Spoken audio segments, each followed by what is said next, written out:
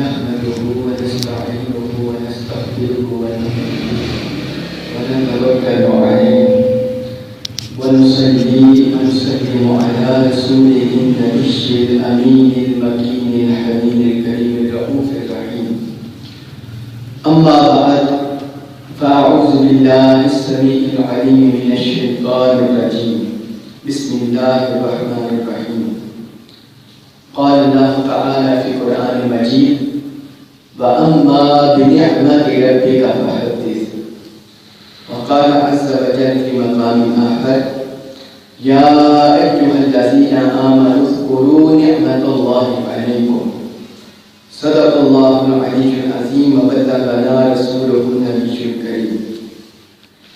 حضرات گرامی قدر، سامعین عزیز وقار، اللہ تبارک و تعالیٰ کی توفیق سے اور اس کے فضل و احسان سے ہمیں جمعہ مبارک کی یہ بابرکت ساعت نصیب ہو رہی ہے. حضرات محترم، آج کا یہ ہمارا جمعہ جو ہم سلسلہ وار گفتگو کر رہے ہیں تفسیر سورۃ الکہف، اس سے ہٹ کر ہے، کیونکہ یہ جو فروری کا مہینہ ہے یہ ہمارے شیخ سید مربی قائد شیخ الاسلام مجدد وقت ڈاکٹر محمد طاہر القادری مدرس اللہ العالی کی ولادت کا مہینہ ہے. اللہ رب العزت نے قرآن میں ارشاد فرمایا، جو سورہ الضحیٰ کی آیت مبارکہ میں نے تلاوت کی، شرف حاصل کیا.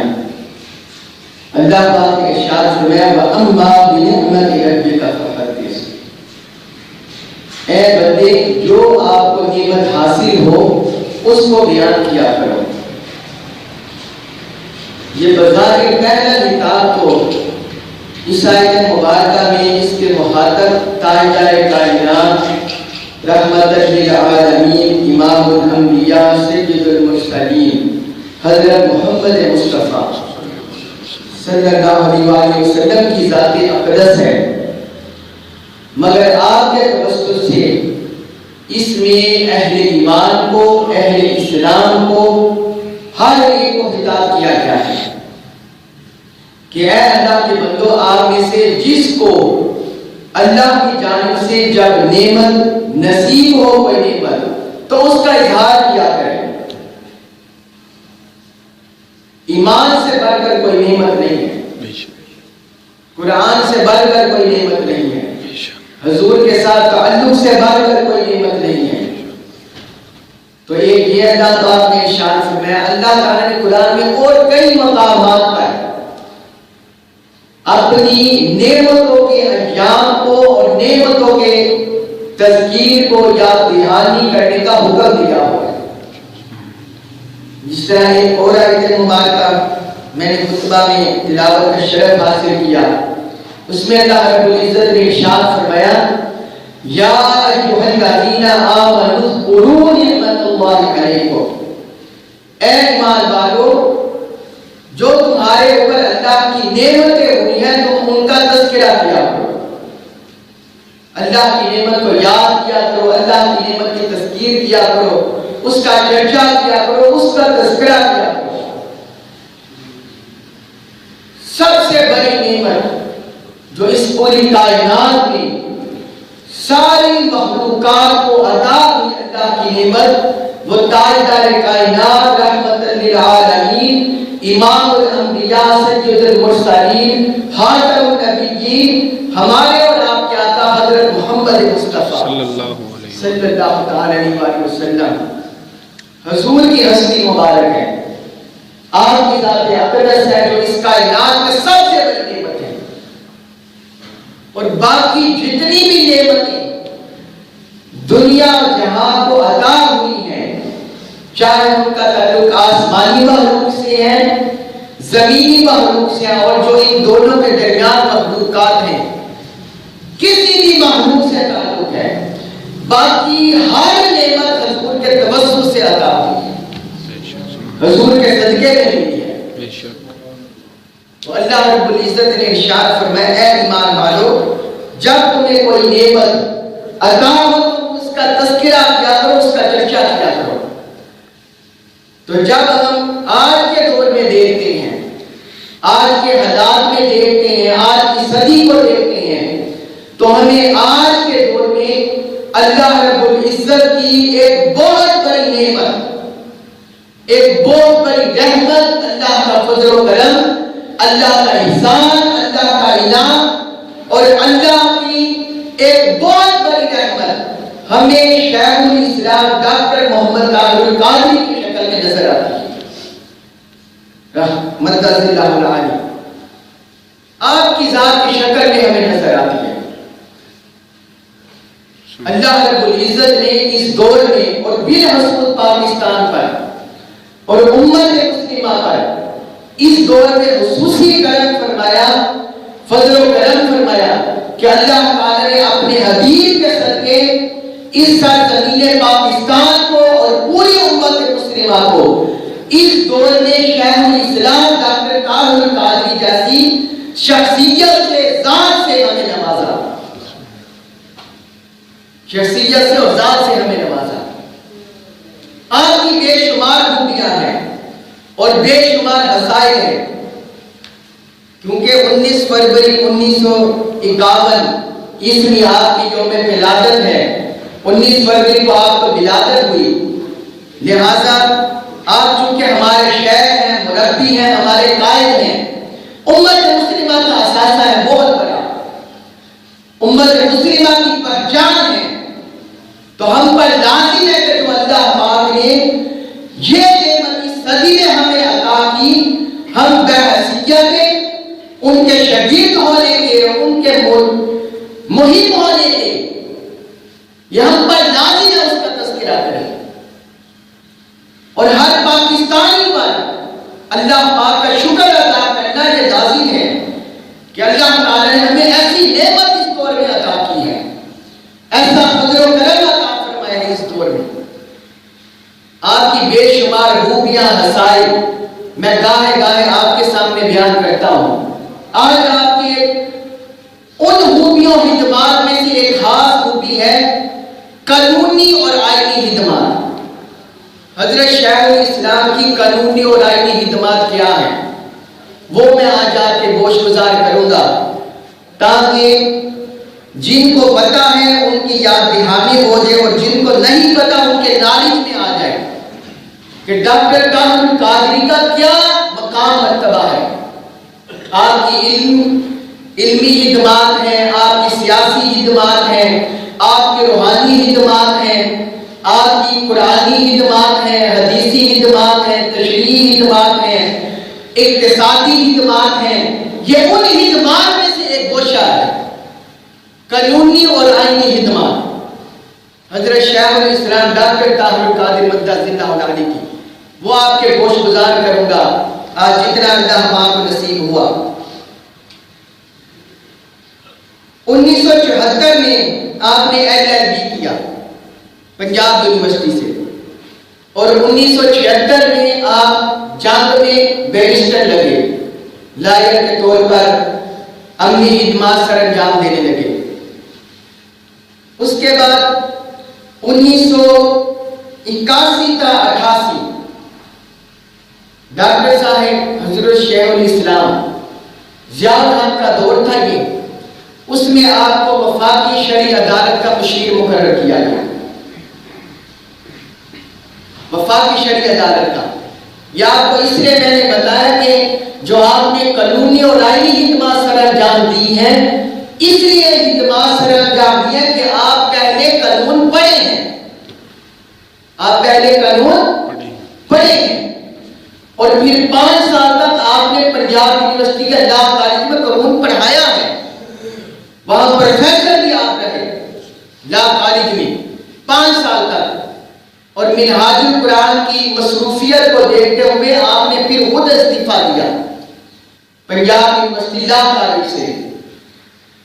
تو ضیاء الحق کے دور میں آپ 6-7 سال تک وفاقی شرعی عدالت کے مشیر مقرر ہو گئے۔ اس وقت بڑے اہم کیسز عدالت میں آئے، ان کیسز کا میں آپ کو حوالہ دینا چاہتا ہوں تاکہ آپ کو پتہ چلے کہ ڈاکٹر طاہر القادری کا اہل پاکستان پر، اہل اسلام پر، امت مسلمہ پر کس قدر احسان ہے۔ ایک عدالت میں اس وقت کیس ہے 1982 میں، مختلف جو دین سے نابلد لوگ ہیں، مادیت جن پر مادیت کا غلبہ ہے اور جو قرآن و سنت سے دور ہیں، انہوں نے حد رجم کو چیلنج کر دیا عدالت میں۔ حد رجم کہتے ہیں وہ حد کہ اگر کوئی شادی شدہ بندہ، شادی شدہ مرد و عورت آپس میں بدعملی کرے، زنا کرے، اس کا ارتکاب کرے تو شریعت نے اس کی سزا مقرر کی ہے رجم۔ کیا سزا مقرر کی ہے؟ رجم۔ اب قرآن میں ایک اور سزا کا تو ذکر ہے غیر شادی شدہ کا۔ قرآن میں سورۃ النور میں اللہ رب العزت نے ارشاد فرمایا الزانیۃ والزانی فاجلدوا کل واحد منہما مئۃ جلدہ، کہ جو بدکار مرد ہو یا بدکار عورت ان میں سے ہر ایک کو 100 کوڑے مارو۔ گواہی قائم ہو جائے، شہادتیں آ جائیں، گواہ مل جائے، گواہی نافذ ہو جائے تو عدالت ان کو 100 کوڑوں کی سزا سنا دے۔ یہ 100 کوڑے کی سزا مقرر ہے قرآن میں، یہ حد مقرر ہے غیر شادی شدہ زانی اور زانیہ کے لیے، بدکار اور بدکار مرد اور بدکار عورت کے لیے یہ قرآن میں سزا مقرر ہے۔ لیکن یہ عدالت میں مقدمہ آیا کہ شادی شدہ کی سزا، یہ قرآن میں حد رجم ثابت نہیں، یہ قرآن میں حد رجم ثابت نہیں، لہذا رجم کی حد کو اٹھا دینا چاہیے، رجم کی حد کو نافذ نہیں کرنا چاہیے۔ اب جس نے یہ مسئلہ اٹھایا تھا، ظاہری نصوص میں یہ حد کا ذکر نہیں ہے، قرآن کی ظاہری آیات میں اس حد کا ذکر نہیں ہے، تو ان کا مقدمہ جس نے جو قرآن و حدیث سے ناواقف تھے ان کا یہ مقدمہ تو بڑا اہم تھا کہ حد کے نہیں ہے، لہذا اس کو ختم کر دینا چاہیے۔ مختلف مکاتب فکر کے علماء عدالت میں گئے، دیوبند مکتب فکر کے بھی، بریلوی مکتب فکر اہل سنت کے بھی، اور دوسرے شیعہ سارے مکتب فکر کے 1982 میں عدالت میں گئے، اور انہوں نے وہاں دلیل کیا دی؟ اکثر علماء کی دلیل یہ تھی کہ یہ آیت مبارکہ قرآن میں تھی پہلے، لیکن بعد میں یہ منسوخ ہو گئے۔ منسوخ التلاوہ و باقی الحکم، یہ اصول تفسیر کی ایک اصطلاح ہے، جس قرآن میں اللہ رب العزت نے ارشاد فرمایا ما ننسخ من آیۃ او ننسیها نأتی بخیر منها او مثلها، ہم جب کسی آیت کو منسوخ کر دیتے ہیں یا اس کو بلا دیتے ہیں تو ہم اس کی مثل یا اس سے بہتر کوئی اور حکم دے آتے ہیں۔ تو یہ آیت پہلے قرآن میں موجود تھی، لیکن حضور علیہ السلام کے بعد میں جب حکم آیا یہ منسوخ ہو گئے، تو آیت مبارکہ کی تلاوت تو قرآن سے منسوخ ہو گئی، لیکن حکم باقی رہا، حکم باقی رہا، مگر قرآن کی تلاوت، اس آیت کی تلاوت وہ منسوخ ہو گئی۔ تو علماء نے اکثر نے یہ کہا کہ چونکہ حکم باقی ہے، تلاوت منسوخ ہے، لہذا یہ حد ہے، اس کو برقرار رکھنا چاہیے۔ لیکن عدالت کہے کہ اگرچہ اس کا حکم باقی ہے مگر پھر بھی چونکہ یہ ظاہری آیت نہیں ہے، ظاہری قرآن کی نص نہیں ہے، لہذا یہ وزنی دلیل نہیں بنتی، ہم آپ کی بات اس طرح نہیں مان سکتے۔ عدالت میں دلائل پر بحث ہوتی ہے، جس کے دلائل زیادہ وزنی ہوتے ہیں، بھاری ہوتے ہیں، چاہے وہ سچا ہو یا جھوٹا، عدالت میں یہ بات نہیں دیکھی جاتی۔ جس طرح حضور علیہ السلام نے بھی ارشاد فرمایا کہ بعض اوقات ایسا ہوتا ہے کوئی بڑا بطونی شخص جو بڑا ماہر تیز ترار ہوتا ہے، وہ جھوٹا ہوتا ہے لیکن اپنی بطونی یا اپنی چاپلوسی سے وہ مقدمہ جیت جاتا ہے، تو حضور نے فرمایا وہ خود اپنے آپ کو قتل کرتا ہے۔ تو عدالت میں بات چلتی ہے، جب فیصلہ ہو اس میں دونوں طرف کے دلائل دیکھے جاتے ہیں۔ تو عدالت نے کہا کہ ظاہری آیت میں یہ حکم نہیں ہے، لہذا ہم حد رجم کو حد نہیں مان سکتے۔ عدالت نے پھر شیخ الاسلام doctor Tahir ul-Qadri, professor doctor Tahir ul-Qadri کو اس وقت کال کی 1982 میں کہ آپ کو سنا جائے آپ کا اس پر کیا موقف ہے۔ آپ نے فرمایا کہ حد رجم عین حد ہے۔ حد رجم کیا ہے؟ حد ہی ہے۔ وہ کہنے لگے کیوں جی حد آپ کیسے ثابت کرتے ہیں کہ یہ حد ہے؟ حالانکہ حد تو ثابت ہوتی ہے ایسے شرعی دلائل سے جو قطعی ثبوت اور قطعی دلالہ ہو، یعنی جن میں نہ تعویل کی گنجائش ہو، نہ وہ حبر واحد ہو، قطعی ثبوت اور قطعی دلالہ ہو، اپنے ثبوت میں، اپنی دلالت میں، جن کے معنی اور مفہوم میں اور حضور علیہ السلام سے لینے میں کسی قسم کا کوئی درمیان میں کوئی کمی کبھی نہ ہو، تو آپ فرماتے ہیں قرآن سے ثابت ہے۔ اس پر آپ نے سورۃ النساء کی یہ آیت مبارکہ پڑھی، سورۃ النساء آیت نمبر 14، یہ والی آیت مبارکہ،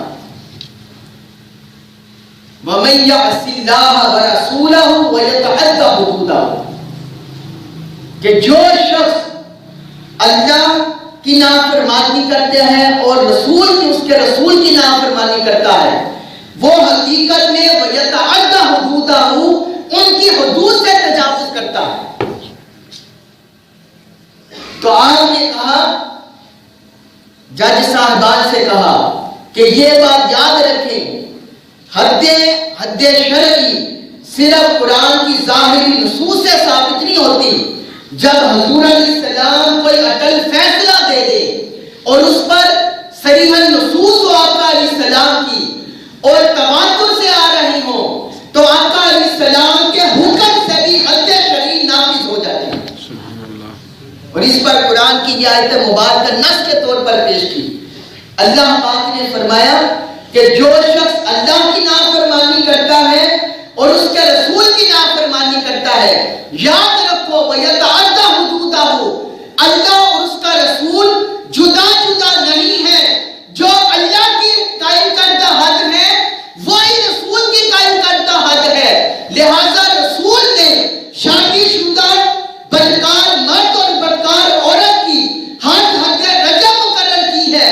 یہ صرف رسول کی مقرر کردہ حد نہیں ہے بلکہ اللہ کی مقرر کردہ حد ہے۔ سبحان اللہ، بلکہ اللہ کی مقرر کردہ حد۔ یہاں عدالت میں دلائل کا زاویہ بدل گیا، کیونکہ اس میں اللہ پاک نے واضح طور پر فرمایا ہے، اللہ اور اللہ کے رسول دو ذاتوں کا ذکر کیا ہے، لیکن جب حکم کا ذکر کیا حدود کا، اس میں دونوں کے حکم کو یکجا کر دیا کہ ذاتیں دو ہیں مگر ان کی قائم کردہ حدیں ایک ہے۔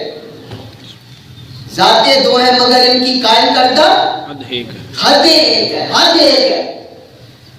تو جب آپ نے یہ دلائل دیے، پھر آپ نے احادیث مبارکہ سے واضح حضور کے فرامین، احادیث مبارکہ سنن سے مزید دلائل آئے، تو اس وقت عدالت نے جو فیصلہ کرنے والی تھی کہ حد رجم قرآن سے شریعت سے ثابت نہیں، آپ کے دلائل سن کر عدالت نے اپنا فیصلہ واپس لے لیا اور شیخ الاسلام کے دلائل پر انہوں نے پھر لکھ دیا کہ حد رجم قرآن و حدیث سے ثابت ہے، قرآن و حدیث سے ثابت ہے۔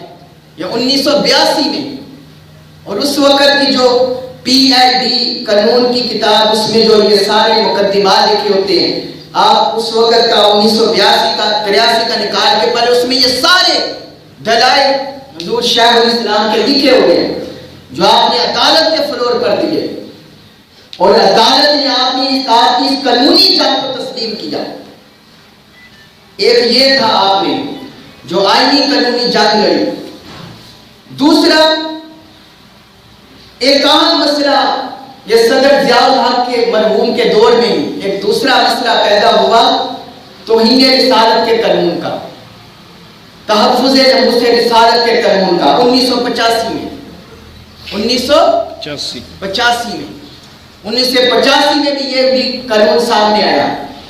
1985 سے پہلے موجودہ قانون نہیں تھا۔ آپ کو معلوم ہونا چاہیے کہ ڈاکٹر طاہر القادری کی حیثیت کیا ہے، ان کا علمی مقام کیا ہے، اور اللہ رب العزت نے اس دور میں ہم پر ان کی شکل میں کیسا کرم کیا ہے، فضل و کرم کیا ہے۔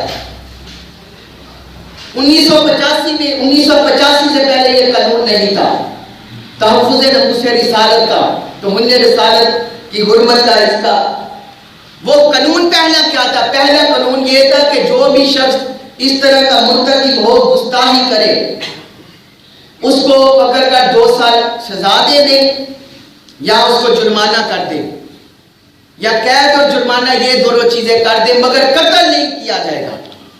قانونی طور پر قتل کی سزا نہیں تھی، مباح الدم نہیں تھا، واجب القتل نہیں تھا۔ 1985 سے پہلے یہ جب عدالت میں آیا، اس وقت بھی آپ نے 3 دن آپ نے عدالت میں تسلسل سے اس قانون کے حق میں دلائل دیے اور یہ ثابت کیا کہ جو شخص بھی آقا علیہ الصلوۃ والسلام کی گستاخی کرے، جو شخص بھی گستاخی کرے، چاہے وہ اشارے سے کرے، کنایہ سے کرے، حضور کی جو بھی گستاخی کرے، صریحاً کرے یا غیر صریح کرے، آقا علیہ السلام کی جو بندہ بھی گستاخی کرے، کیونکہ حضور کے توسط سے تو ہمیں ایمان ملا ہے، حضور کے توسط سے ہمیں قرآن ملا ہے، حضور کے توسط سے ہمیں نمازیں ملی ہیں، روزے ملے ہیں، زکوٰۃ ملی ہے، حج ملا ہے، جہاد ملا ہے، سارا اسلامی نظام آقا کے صدقے سے ملا ہے۔ اگر ہم حضور کی حرمت کا تحفظ نہیں کر سکتے تو ایسے مسلمان سے مر جانا بہتر ہے، ایسے مسلمان سے تو مر جانا بہتر ہے۔ اگر حضور کی حرمت کا، آپ کے ناموس کا ہم تحفظ نہ کر سکے، اس لیے غالباً علامہ اقبال رحمۃ اللہ علیہ نے فرمایا تھا، نماز اچھا، روزہ اچھا، زکوٰۃ اچھی، نہ جب تک کٹ مروں میں شاہ بطحا کی حرمت پر، خدا شاہد ہے کامل ایمان میرا ہو نہیں سکتا، کامل ایمان نہیں ہو سکتا جب تک حضور سے بندہ ٹوٹ کر محبت نہ کرے، حضور کا ادب نہ کرے، تعظیم نہ کرے، محبت نہ کرے، عشق نہ کرے، کامل ایمان نہیں ہو سکتا اس وقت تک۔ تو یہ جب قانون آیا، اس وقت بھی باقی علماء نے رائے دی، لیکن تحفظ ناموس رسالت کے قانون کو کوئی ثابت نہیں کر سکتا، نہیں کر سکا حد کے طور پر۔ کس نے دیا؟ اس بات سے زمین پر عدالت گواہ ہے، وفاقی شرعی عدالت، اس کا سارا جو انہوں نے مقدمہ لکھا ہوا ہے، سارا یہ قریب گواہ ہے کہ تحفظ ناموس رسالت اس سرزمین پر جس بندے نے سب سے پہلے دان دے ڈالی اور جس بندے نے 295 کا موجودہ قانون بنایا، حضور کی حرمت کا، حضور کے ناموس کا، حضور کی تقدیس کا، حضور کے ادب کا، حضور کی ذات کا، جس نے تحفظ کیا اور سب سے پہلے قانون بنایا، وہ ڈاکٹر طاہر القادری کی ذات ہے، شیخ الاسلام ڈاکٹر طاہر القادری کی ذات ہے۔ آپ کی سٹرگل سے، محنت سے، جدوجہد سے یہ قانون بنا۔ آپ نے محنت کی، دلائل دیے 3 دن تک، عدالت کے فلور پر کھڑے ہو کر دلائل دیے کہ حضور کی جو بے ادبی کرتا ہے، جو گستاخی کرتا ہے، اس کی سزا قتل ہے، قانونی طور پر اس کی سزا قتل ہے۔ یہ آپ نے عدالت میں ثابت کیا اور یہ 295 کا قانون بنا۔ اب یہاں میں ایک آپ کو اور بات بتانا چاہتا ہوں، بعض لوگ غلط فہمیاں پیدا کرتے ہیں اور جان بوجھ کر شیخ الاسلام کی عزت کو تماشا بناتے، استہزاء کرتے ہیں، حالانکہ وہ نہ مطالعہ انہوں نے کیا ہوتا ہے، نہ سمجھا ہوتا ہے، نہ جانا ہوتا ہے۔ وہ کہتے ہیں کہ پھر یہ غازی ممتاز قادری شہید یہ جو معاملہ ہوا اس میں کیوں انہوں نے اس طرح کے بیانات دیے؟ ڈاکٹر طاہر القادری نے قانون کے حق میں دلائل دیے. 295 کا قانون آپ کے دلائل سے بنا، لیکن اب اس وقت سے لے کر آج تک 2018 آ گیا ہے، آپ کا اس وقت سے لے کر آج تک ایک موقف رہا ہے. قانون کے 2 حصے ہوتے ہیں. کتنے حصے؟ 2. ایک کو کہتے ہیں سبسٹینٹیو لا اور دوسرا ہوتا ہے پروسیجرل لا. سبسٹینٹیو لا ہوتا ہے کہ جو لا میں لکھا ہوتا ہے قانون میں کہ حرمت رسول یا جو گستاخی رسول کرے اس کی سزا موت ہے، واجب القتل ہے، اس کی معافی بھی قبول نہیں. یہ ہوتا ہے سبسٹینٹیو لا جو قانون میں لکھا ہوتا ہے. یہ قانون آپ کی اسٹرگل سے بنا ہے. اور دوسرا جو ہوتا ہے پروسیجرل لا کہ اس قانون کو درج کون کرے، اس کی تفتیش کون کرے، اس میں گواہ کون ہو، اس پر آپ کا اختلاف ہے. جب سے آپ کے دلائل سے یہ قانون بنا ہے آپ اس وقت سے کہہ رہے ہیں کہ اس کا پروسیجر عام قوانین کے لحاظ سے نہیں ہونا چاہیے. کیونکہ عام قانون میں کیا ہوتا ہے، کسی کی چوری ہوگی، ڈاکہ ہو گیا، قتل ہو گیا یا کوئی اور معاملہ چھوٹا موٹا ہو گیا، ایس ایچ او کے پاس جاتے ہیں، ایس ایچ او وہ ایف آئی آر درج کرتا ہے اور پھر اس پر تفتیش شروع ہو جاتی ہے. چاہے وہ ایس ایچ او قرآن و حدیث کا نالج گہرا رکھتا ہو یا نہ رکھتا ہو. اور اس قانون کا تعلق ہے خصوصاً قرآن و حدیث کی گہرائی سے کہ یہ بندے جس پر الزام ہے گستاخی رسول کا، کیا واقعی اس نے گستاخی رسول کی ہے یا نہیں. کیونکہ آپ ہمارے آئے روز پڑھتے ہیں، اخبارات میں پڑھتے ہیں، جب سے یہ قانون بنا ہے آج تک 2018 میں کتنے لوگوں نے عیسائیوں کو، غیر مسلموں کو، ہندوؤں کو اور مسلمانوں کو اس قانون کا نام لے کر 295 کا نام لے کر، حالانکہ انہیں پتہ ہی نہیں گستاخی رسول کیا چیز ہے. گستاخی رسول کب ہو معاذ اللہ تو اس وقت یہ حد واجب ہوتی ہے. جب سے یہ قانون بنا ہے اس وقت سے لے کر آج تک ہزاروں بے گناہ لوگ اس قانون کی وجہ سے قتل ہو چکے ہیں. میں کسی ایک بندے کی طرف اشارہ نہیں کر رہا، میں جنرل کہہ رہا. جس کی کسی کے ساتھ کوئی زمینی جھگڑا تھا، کسی کے ساتھ زمینی جھگڑا تھا، اس نے اس قانون کا استعمال کیا، اس نے گستاخی رسول کیا، اس کو مار دیا. کسی کے ساتھ کوئی کاروباری لین دین تھا، اس نے استعمال کیا، اس کو مروا دیا. کوئی ویسے دشمنی تھی، اس قانون کا استعمال کیا، دوسرے کو مروا دیا. کوئی عداوت تھی، کوئی حسد تھا، کوئی بغض تھا، کوئی کینہ تھا، طرح طرح کے دنیاوی معاملہ، اس قانون کو استعمال کر کے دوسرے کو مروا دیا.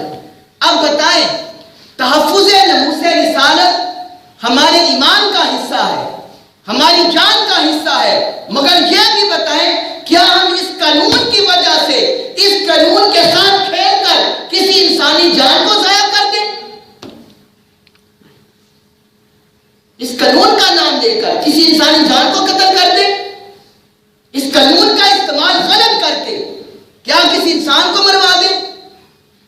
تو سبسٹینٹیو لا جب سے یہ قانون بنا ہے ڈاکٹر طاہر القادری کا وہی اسٹینڈ ہے، جو حضور کی گستاخی کرے اس کی سزا موت ہے، قتل ہے. مگر پروسیجرل لا میں آپ کا آج تک اختلاف چلا رہا ہے. آپ کہتے ہیں کہ جب بھی یہ قانون درج ہو، ایس ایچ او کے ساتھ جب بھی یہ قانون درج ہونے آئے ان کے ساتھ ایک مفتی صاحب کی گواہی ہو اور ان کی شہادت ہو، وہ خود پرکھیں دیکھیں کہ کیا یہ واقعی گستاخی رسول ہے یا نہیں. مستند ایسے نام نہاد نہیں. آج کل تو وائز جو واز کرنے والے ہیں، تقریریں کرنے والے ہیں، اور جو اس طرح کیا کہتے ہیں شعلہ بیان مقرر ہے، وہ بھی کہتے ہیں ہم مفتی ہیں. ایسے نہیں، جنہوں نے باقاعدہ استاق کے جو طریقے سے گزرے انہیں پتا ہو کہ کون سی حضور کی گستاخی معذرہ بنتی ہے اور کون سی نہیں بنتی. تو یہ ڈاکٹر طاہر القادری ہیں جنہوں نے حضور کے ناموس کا تحفظ کیا پاک سرزمین پر. اور ابھی آخری بات کر کے بات ختم کرتا ہوں کہ ڈاکٹر طاہر القادری کی قانونی خدمت جو اور سنہرے حروف سے مستقبل کا مؤرخ لکھے گا، آج کے دور کے مسلمان اہل پاکستان نے مانے یا نہ مانے، لیکن آنے والا دور بتائے گا کہ ڈاکٹر طاہر القادری نے پاک سرزمین پر جو آئینی قانونی جنگ شروع کی، انہوں نے حق کی آواز بلند کی. آج جو سارے میڈیا میں سارے جوانوں کی زبان پر، مردوں بوڑھوں بچوں کی زبان پر آئین کا آرٹیکل 62 اور 63 ہے، یہ قوم کو کس نے پڑھایا؟